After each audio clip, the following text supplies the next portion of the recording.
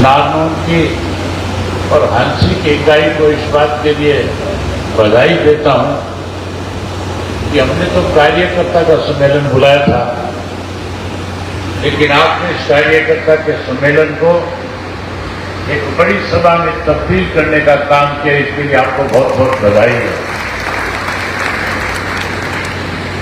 साथियों, मेरे से पहले जो बोलने वाले थे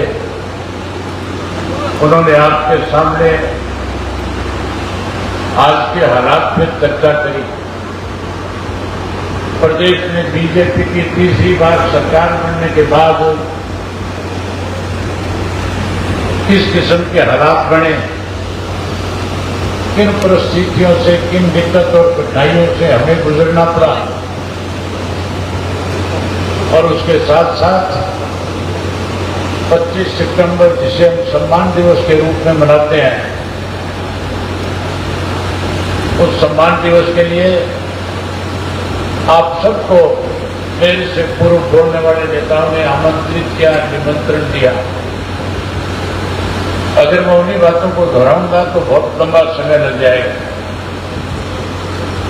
साथियों, मैं और माजरा साहब दोनों पिछले 1 वर्ष से प्रदेश में इंडियन नेशनल लोकदल पार्टी का मजबूत संगठन खड़ा हो, लोगों को इंडियन नेशनल लोकदल पार्टी पे फिर से भरोसा हो, इसके लिए लगातार गांव-गांव, शहर और कस्बे में जा रहे थे। हम लोगों से मिल रहे थे, लोगों से संगठन को मजबूत करने के लिए चर्चा कर रहे थे, बातचीत कर रहे थे। जब हम लोगों से मिले, लोगों ने खुद करके हमारे सामने 2 बातें रखने का काम किया। तो कह रहे थे हम तो 2019 में इंडियन नेशनल लोकदल पार्टी को सत्ता में लेकर के आना चाहते थे, लेकिन 2018 में हमारी ही पार्टी के कुछ लोगों ने भारतीय जनता पार्टी के हाथों में खेल करके पार्टी को तोड़ करके अपना एक नया संगठन बनाने का काम किया था। लोग कह रहे थे कि पार्टी टूटने के बाद हमें भी इस बात को लेकर के सोचना पड़ा कि हमें अब आगे क्या करना चाहिए। कहीं गलती हमारे से हुई। जब पार्टी टूट गई और नए सिरे से एक नई पार्टी का गठन हो गया, जिन लोगों ने गांव-गांव में, शहर में, कस्बों में जाकर के लोगों के बीच में खुल करके ये बात कही कि हमें घर से निकाल दिया गया, हमें घर से बेघर कर दिया गया, हम चौधरी देवीलाल जी की नीतियों को आगे बढ़ाना चाहते हैं, हम 75 पार का नया नारा देने वाली बीजेपी को सत्ता से पार करना चाहते हैं। प्रदेश के लोगों ने कहीं उन पर विश्वास किया, भरोसा किया और प्रदेश में 10 सीटें उनको जीत करके देने का काम किया।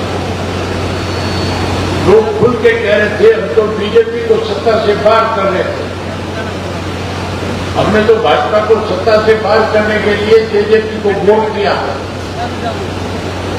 बीजेपी को 90 में से 40 सीट पे वोट दिया, 50 विपक्ष को जिता करके दी, लेकिन विपक्ष की सरकार बनने के बजाय जिन लोगों को 10 सीटें जीत करके दी थी, वही लोग अपने स्वार्थ की पूर्ति के लिए चौधरी देवीलाल जी की नीतियों को बीजेपी के गिरवी रख करके सरकार में शामिल हो गए।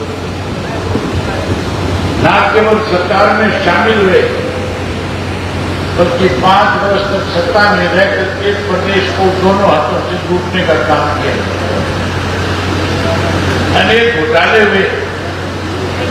अगर एक का जिक्र करूंगा तो बहुत लंबा समय लग जाएगा। साथियों, सबसे पहले धान का घोटाला हुआ, उसके बाद शराब का घोटाला हुआ, शराब के घोटाले के बाद रजिस्ट्री घोटाला हुआ, फिर पेपर लीक घोटाला हुआ, उसके बाद जो सरकारी दवाइयों की खरीद की गई थी 450 करोड़ रुपए कागजों में दिखा करके सत्ता में बैठे लोग डकार गए। अनेक घोटाले हुए, घपले हुए। लोगों ने फिर मन बनाया कि 2024 का जब चुनाव आएगा तो जिन लोगों ने हमारे साथ बेईमानी करी है, जिन लोगों ने कहीं ना कहीं हमें बरगलाने का काम किया है, हम 2024 में उनको सबक सिखाने का काम करेंगे। लोगों ने फैसला कर लिया था कि जहां बीजेपी को सत्ता से बाहर करेंगे, वहीं जेजेपी वालों को 10 सीटें जीत करके जीती को धरातल पे जाकर के खड़ा कर देंगे। 2024 के चुनाव में आपने उन लोगों को तो सबक सिखा दिया जो कहीं ना कहीं आपको बरगलाने का काम कर रहे हैं। उन लोगों को तो आपने न केवल सत्ता से दूर कर दिया, बल्कि उनको उनकी अपनी राजनीतिक औकात भी दिखा दी, उनका सुपड़ा साफ कर दिया। जिस नारनौल हल्के ने, इसी नारनौल में पिछले चुनाव में जेजेपी के उम्मीदवार को हजारों वोटों से जिताने का काम किया था। अब मैं आपसे पूछना चाहता हूं, अब आपके हल्के में जेजेपी का कोई नाम लेना बड़ा भी बचा है कि नहीं बचा है? बोल के बताओ, कोई बचा है कि नहीं बचा है? जो कोई थोड़े मोटे बचे हैं, मेरे कहने से एक काम कर लेना, उन सबको भी कहना 25 तारीख को चौधरी देवीलाल का जन्मदिन है। आपने जो पाप किए हैं, अगर आप उन पापों से मुक्ति चाहते हो तो फिर चौधरी देवीलाल के जन्मदिन पे चलो और इंडियन नेशनल लोकदल में अपने घर में फिर से वापसी करने का काम करो। जहां बीजेपी खत्म होगी, वहीं साथियों लोग एक बात और कह रहे थे, हम तो कांग्रेस को सत्ता में लाना चाह रहे थे, बीजेपी को सत्ता से दूर करना चाहते थे, लेकिन हमारे साथ षड्यंत्र हुआ। भूपेंद्र सिंह हुड्डा एंड कंपनी ने षड्यंत्र के तहत भाजपा को सत्ता में जाने का काम किया। आज हरियाणा प्रदेश के आम जहां कहीं भी 10 लोग इकट्ठे हो जाते हैं, चाहे वो कचहरी में इकट्ठे हो, चाहे बस अड्डे पे मिले, चाहे वो रेलवे स्टेशन पे हो, चाहे बाजार में इकट्ठे हो, चाहे कहीं हुक्के पे इकट्ठे हो, आपस में एक ही बात करते हैं कि अब की बार भाजपा की सरकार बनाने के लिए इस भूपेंद्र सिंह हुड्डा जिसके छोरे ने हमारा नाश करने का काम किया है।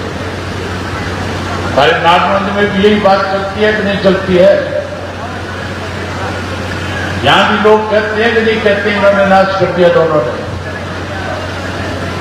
कि नाश कैसे किया, इस बात का भी आपको पता होना चाहिए। साथियों, किस तरह से एक साजिश इन्होंने रची, कैसे षड्यंत्र किया, मैं उसके बारे में आपको थोड़ा सा बताना चाहूंगा।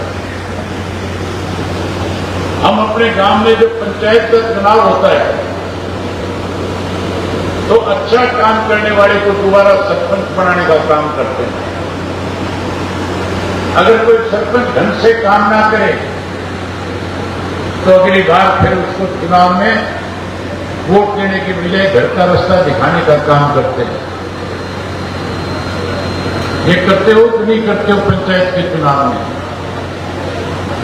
जब पंचायत के चुनाव में इस तरह से लोग फैसला करते हैं वोट डाल करके, यही फैसला एमएलए के चुनाव में होता है। अगर कोई एमएलए ठीक से काम करे, लोग उसे दोबारा विधानसभा में भेजते हैं। अगर कोई एमएलए ठीक काम ना करे तो फिर उसको घर बिठा देते हैं, फिर उसको दोबारा नहीं चुनते। अब की बार भी चुनाव से पहले जो सर्वे कराए गए थे, सर्वे के अंदर हर पार्टी की तरफ से जो सर्वे हुआ था उसमें आया था कि कांग्रेस पार्टी के 30 सिटिंग एमएलए है। अगर इस 30 के 30 को दोबारा टिकट दे दी गई तो इनमें से 16 ऐसे निकम्मे हैं जिन्हें लोग घर बैठा देंगे चुनाव हराने। चाहे वो कांग्रेस का सर्वे था, चाहे वो हमारा सर्वे था, चाहे बीजेपी का था, सब सर्वे में एक ही रिपोर्ट आ रही थी कि 30 में से 16 हारेंगे। और यह भी लिखा था कि अगर इन 16 की जगह नए चेहरे उतार दिए जाएं तो फिर 16 के 16 फिर कांग्रेस के जीत सकते हैं। हवा थी कांग्रेस की, लोग कांग्रेस को सत्ता में लाना चाहते थे। कांग्रेस के हमारे खिलाफ प्रचार करते थे, लोकदल वाले तो वोट काटे हुए हैं। हमें बी टीम बताते थे कांग्रेस बीजेपी की। साथियों, ये बात तो मैं फिर बताऊंगा आपको, लेकिन वो 30 की 30 सीटें कैसे दिलाई गई, कैसे उनको दोबारा कैंडिडेट बनाया गया, ये गौर करने वाली बात है। चुनाव के 15 दिन पहले हरियाणा प्रदेश में ईडी के छापे मारे गए और ईडी ने बड़े बड़े बिल्डरों के यहां जब छापे मारे तो उसके अंदर एफआईआर रोज हुई जिसमें भूपेंद्र सिंह हुड्डा का नाम आया था। जब हुड्डा के खिलाफ एफआईआर होगी, ईडी वालों ने गिरफ्तार करने की बजाय हुड्डा को इशारा किया कि भाजपा के नेताओं से मिलो जाओ, कहीं आपकी जान बच जाएगी। हुड्डा ने बीजेपी के नेताओं से संपर्क किया और संपर्क करके कहने लगा, मैं आपकी क्या मदद कर सकता हूं।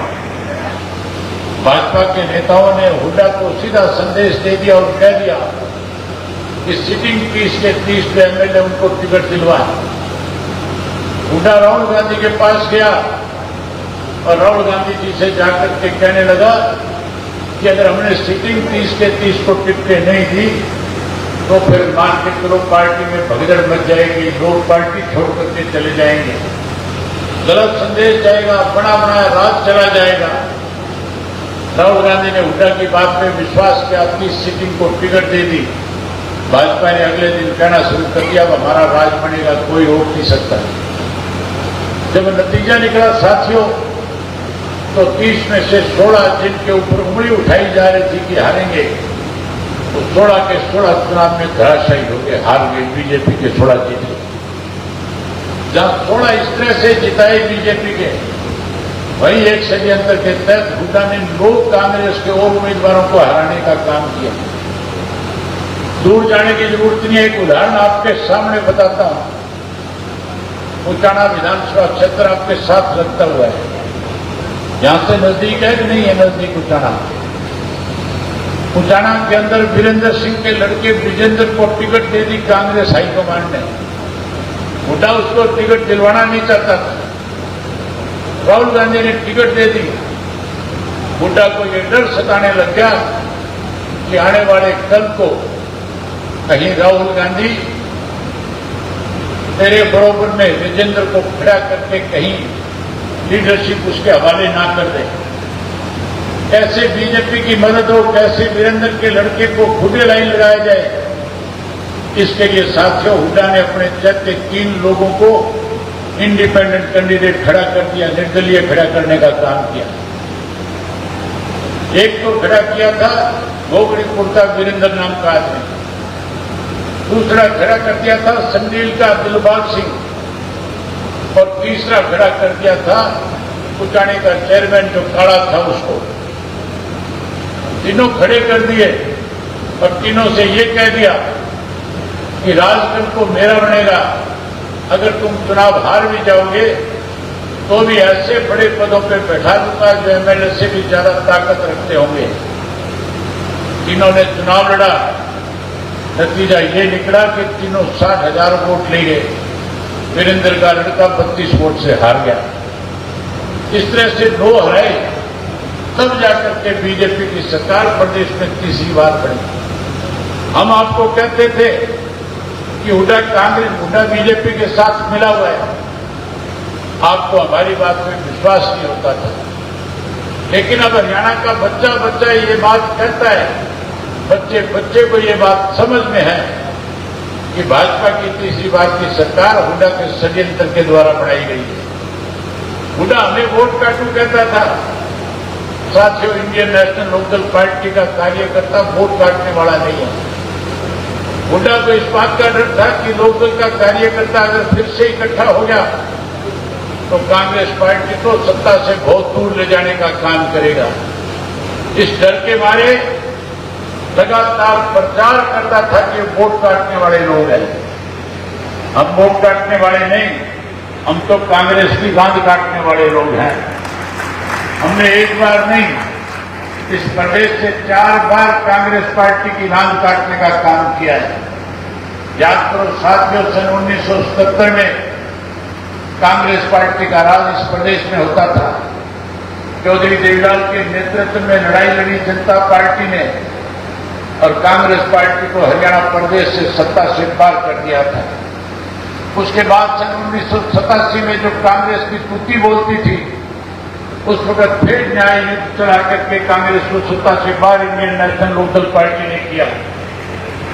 न केवल प्रदेश से बल्कि देश से कांग्रेस को उखाड़ने का काम किया। उसके बाद सन 99 के अंदर जब कांग्रेस, बीजेपी और चौधरी बंसीलाल की विकास पार्टी तीनों ने मिलकर के सरकार बनाई थी, हमने उन तीनों की सरकार को तोड़ करके लोकदल की चौधरी ओम प्रकाश चौटाला के नेतृत्व में सरकार बनाने का काम किया था। 2000 में फिर कांग्रेस को सत्ता से दूर रखा था। अब मैं आज आपके बीच में अब से पहले 46 विधानसभा क्षेत्रों में जाकर के आया हूं। लोगों में भारी उत्साह है। हमारी पार्टी का कार्यकर्ता जो किसी वजह से हमें छोड़ करके चला गया था, आज नए सिरे से फिर संगठित हो रहा है, फिर इकट्ठा हो रहा है। आज भी हजारों की भीड़ कार्यकर्ता के सम्मेलन में जो आ रही है, इस बात पे वोट लगाने का काम कर रहे हैं कि आने वाला कल इंडियन नेशनल लोकदल पार्टी का है। जो हमें वोट काटने की बात करते थे, हम इकट्ठे होकर के 25 तारीख को चौधरी देवीलाल के जन्मदिवस पे रोहतक में जाकर के, जहां हुड्डा को सत्ता से दूर करने का काम करेंगे। साथियों, 24 तारीख को हमारी मीटिंग थी कैथल में। उस मीटिंग के अंदर जब हम ये फैसला ले रहे थे चौधरी देवीलाल जी का जन्मदिन किस जिले में मनाया जाए, रोहतक के पार्टी के पदाधिकारी कार्यकर्ता मेरे सामने आकर के खड़े हो गए। कहने लगे अब की बार हम मनाएंगे। मैंने उनसे पूछा आप ऐसा क्या करोगे? कहने लगा जिस हुड्डा ने चौधर का नारा देकर के कहीं हमें बरगड़ाया था, हमारे साथ धोखा किया, हम उस हुड्डा को यहीं ललकारने का काम करेंगे, यहीं सिरान काटने का काम करेंगे। आप हमें जो सर का जन्मदिन मनाने दो। मैं आपसे निवेदन करने आया हूं कि अगर आप चाहते हो कि आने वाले समय में इंडियन नेशनल लोकदल पार्टी सत्ता में आए और हुड्डा और कांग्रेस पार्टी जो है वो सत्ता से दूर चली जाए, भारतीय जनता पार्टी सत्ता से पार हो जाए, तो फिर 25 तारीख को इतनी बड़ी संख्या में आज यहां आए हो, अपने साथ 5-5, 10-10 साथी और लेकर के हजारों की संख्या में रोहतक पहुंचने का काम करना। आओगे रोहतक में? साथियों, जब आप रोहतक आओगे तो मैं एक जिम्मेवारी सुमेध की लगाने जा रहा हूं। आप लोगों को साधनों की चिंता करने की जरूरत नहीं है। जितने साधन आप कहोगे, सारे के सारे साधन आपको उम्मीद करवा करके देने का काम करेगा। माताओं बहनों से भी कहना चाहूंगा, आप भी बड़ी संख्या में आना। आप बहुत बड़े 50-20 आप मतदाता हो, आपकी ताकत बहुत बड़ी है। आप भी ज्यादा